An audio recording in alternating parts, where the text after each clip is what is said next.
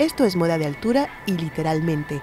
En un vuelo de Madrid a París y a 35.000 pies del suelo, el diseñador español Francis Montesinos presentó su colección otoño-invierno para la próxima temporada.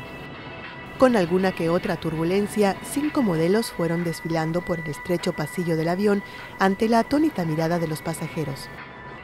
Una forma más que original con la que Montesinos mostró las prendas que hace 2 días presentó en la pasarela Madrid Fashion Week.